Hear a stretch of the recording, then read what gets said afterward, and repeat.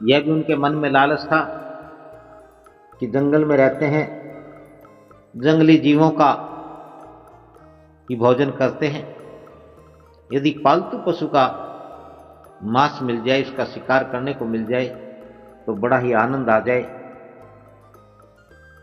पालतू पशु का मांस खाने को लेकर के उनकी जीभ हमेशा लपलपाती रहती थी, उनके मुंह से लार टपकती रहती थी, और वो दोनों उस ऊंट को खाने की जुगत में रहते थे।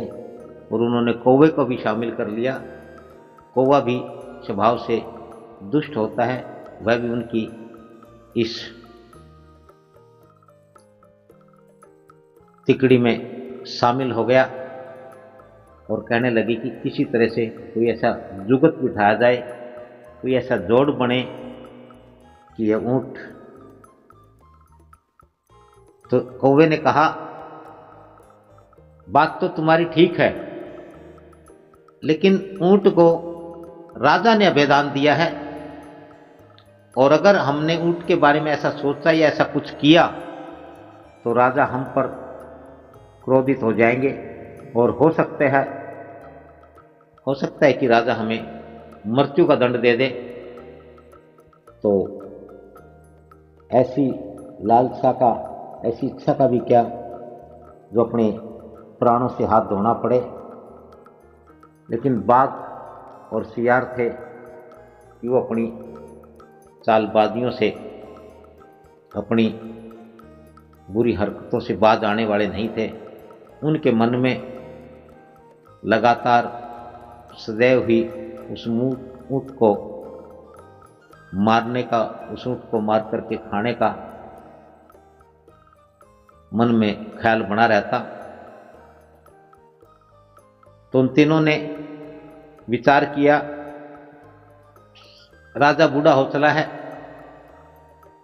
जंगल के जीव अब हमें जानने लगे हैं, जंगल के जीव हमारे झांसे में नहीं आते। अब हम किस किस को समझाएं, बुझाएं, किसको बहका करके, बहला करके, फुसला करके यहाँ लाए कि वह राजा का शिकार बने। तो उन्होंने कहा, क्यों न हम इस ऊंट को ही मारने का ऐसा कोई प्लान बनाए, ऐसी कोई योजना तैयार करें। इस पर कौवे ने फिर मना किया, लेकिन वो दोनों बाज आने वाले नहीं थे।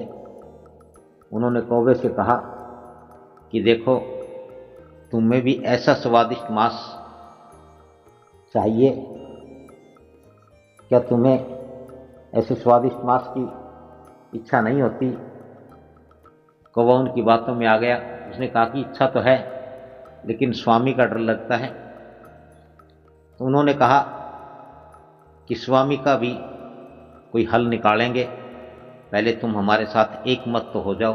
तो कौवा उनके साथ एक मत हो गया। उन तीनों ने एक योजना बनाई, और योजना बना करके तीनों ने कहा कि हम बारी बारी से अपनी बात राजा के समक्ष रखते हैं, राजा से अनुनय विनय करते हैं कि राजा हम में से हमारी या किसी एक की बात मान ले तो हमारा प्लान, हमारी योजना सफल हो सकती है। और वो तीनों ही राजा के पास जाते हैं। तो सबसे पहले कौवा कहता है कि हे राजन,